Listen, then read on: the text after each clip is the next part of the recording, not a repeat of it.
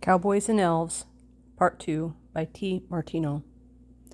The Eldar got out little packets of leaves with something wrapped within them, also a flask and 3 small silver cups. Terry got out an oily plastic bag, a canteen of water. She then got out a pocket knife, looked at Tor, and said, "Not too clean, sorry, what can you do?" She cut 3 small portions and offered them to Tor and Finn. Finn smelled his, tasted it, then said to Tor, "It's salmon, smoked. Can it be that she comes from near the sea? It tastes like salmon from the mouth of a great river close to the sea." Tor unwrapped the leaves, revealing a flaky golden wafer. Terry looked at it and thought, crackers. He broke one apart and handed Terry a piece, then poured her a cup of the drink from the flask. Terry took them both, setting the cup on a rock. She told Tor, "That is a strange thing," after she had tasted it.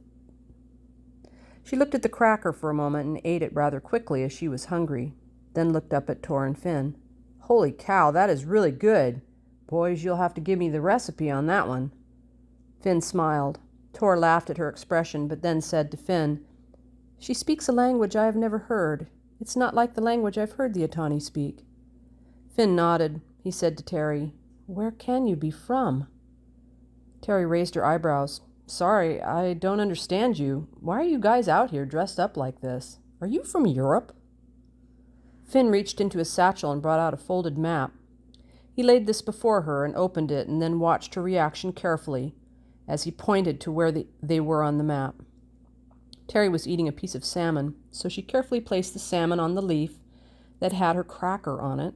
Then she wiped her oily fingers as carefully on her shirt tail. This caused Finn to hand her a small piece of cloth. It was so beautifully made, Terry held it up to admire it.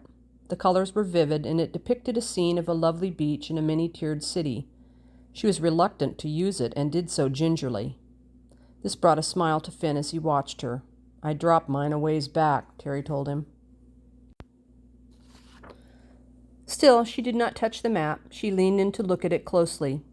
"Sorry, boys, I don't recognize a thing on here. What's this map of?" Terry finished her piece of salmon and got up, walked to Roni, and out of a pommel bag pulled a ragged, folded map of the Kootenai of British Columbia. She came back, laid it out in front of them, and pointed to where she had started out before everything had changed.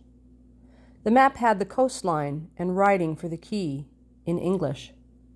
Finn and Tor exchanged glances. Tor then said, "What places are these? And see the strange script." Finn glanced up at Terry, sitting cheerfully in front of them. "You are a mystery, are you not?" Terry could not understand him, but she nodded and laughed a bit at the peculiar situation she found herself in. Darkness fell. Terry had decided that she was camping with her strange companions. She got out a bedroll tied behind the cantle of her saddle, unsaddled Roni, and then laid the bedding at the horse's feet. The little cow dog crept out from behind the horse and laid down on the bedroll. Terry pulled off her dusty boots, took off her gun belt, and laid it next to her coat that would serve as a pillow. She had a small canister on the gun belt as well, and Tor wondered what it was. He came near and crouched down and pointed, then asked her in Sindarine, "What is this?" Terry looked up at him and laughed, then growled like a grizzly. "Brr, brr. Bear spray. I don't leave home without it." Tor smiled at her growling. He went back to Finn. "I believe the cylinder is also a weapon, apparently used for bears." Finn watched Terry as she crawled into her bedroll. She smiled at them, yawned, gave a little wave, and told them good night. Both of them waved back and smiled at their mysterious companion. "She is very trusting," Finn noted to Tor. Terry looked up at the bright stars. The constellation seemed different. She fell asleep. In her dreams that strange night, she heard the sound of a harp being played. She saw a tall, high mountain and 2 trees that were shining with light. And before the 2 trees was a tall person on a great horse with a bow.